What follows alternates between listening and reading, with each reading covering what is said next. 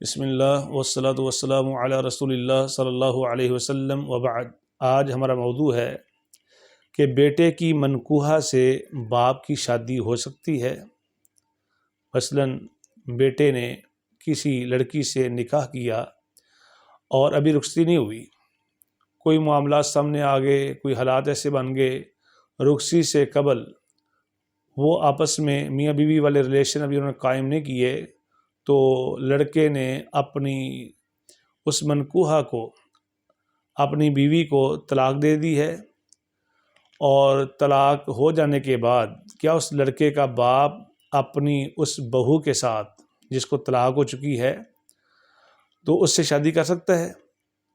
دیکھیے، جب اس کے لڑکے کا اس لڑکی کے ساتھ نکاح ہو گیا، نکاح کی وجہ سے وہ اس کی بہو بن گئی اور یہ اس کے سسر باپ بن گئے، تو اللہ تعالیٰ نے وہاں پر ارشاد جاری فرما دیا، وَحَلَائِلُ أَبْنَائِكُمُ الَّذِينَ مِنْ أَصْلَابِكُمْ۔ وہی سورہ نساء چوتھے پارے کی آخری آیت جو ہے، اس میں اللہ تعالیٰ نے جن رشتوں کو حرام قرار دیا ہے کہ ان سے شادی نہیں ہو سکتی، ان میں ایک رشتہ یہ بھی ہے کہ وَحَلَائِلُ أَبْنَائِكُمُ الَّذِينَ مِنْ أَصْلَابِكُمْ، وہ تمہارے بیٹے جو سلبی بیٹے ہیں، جو حقیقی بیٹے ہیں، ان کی بیویاں بھی تمہارے اوپر حرام ہیں، ان سے تم شادی نہیں کر سکتے۔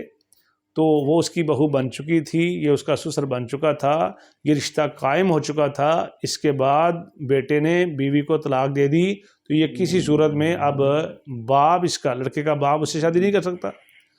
اور یاد رہیے، یہاں پر شریعت کی ایک اور اصطلاح ہے رضاعت۔ رضاعت کا معنی ہے دودھ کی وجہ سے جو رشتے حرام ہوتے ہیں۔ جس طرح یہ رشتہ حرام ہو گیا نا، ایسے ہی شریعت رضاعت کی وجہ سے بھی رشتہ حرام کرتی ہے۔ مثلا کیسے کہ کسی خاتون نے کسی بچے کو دودھ پلایا جو بچہ اس کا نہیں تھا، اب دودھ پلانے کی وجہ سے یہ عورت اس کی رضائی ماں بن گئی اور اس کا شوہر اس کا باپ بن گیا۔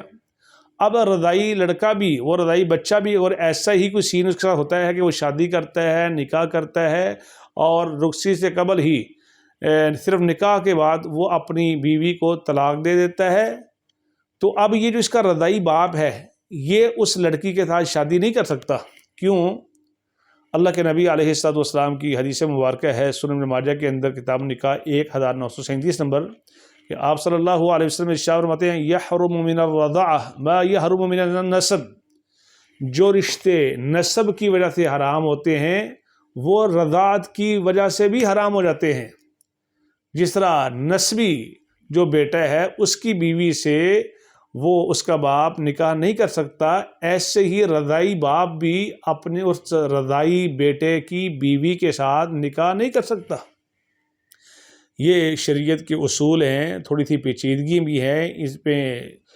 رشتے کرنے سے پہلے بالخصوص جہاں رشتہ داری کے معاملات ہوں وہاں دیکھ لینا چاہیے۔ جس طرح کہ اللہ کے نبی علیہ الصلوۃ والسلام کے سامنے ایک رشتہ پیش کیا گیا تو آپ صلی اللہ علیہ وسلم غصے میں آ گئے، فرمایا کہ مجھے اپنی بہنیں اور اپنی بیٹیاں پیش نہ کرو، ان کے ساتھ میرا رضاعت والا رشتہ ہے۔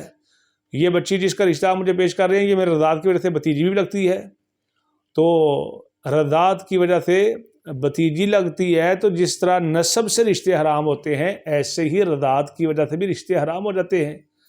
تو ہمارے ہاں تو عموماً اتنا رضاعت کا مسئلہ نہیں ہوتا، لیکن پھر بھی رشتہ کرتے وقت دیکھ بھال، کیونکہ اللہ تعالیٰ نے جن چیزوں کو حلال کیا ہے وہ حلال ہیں، جن کو حرام کیا ہے وہ حرام ہی رہیں گی۔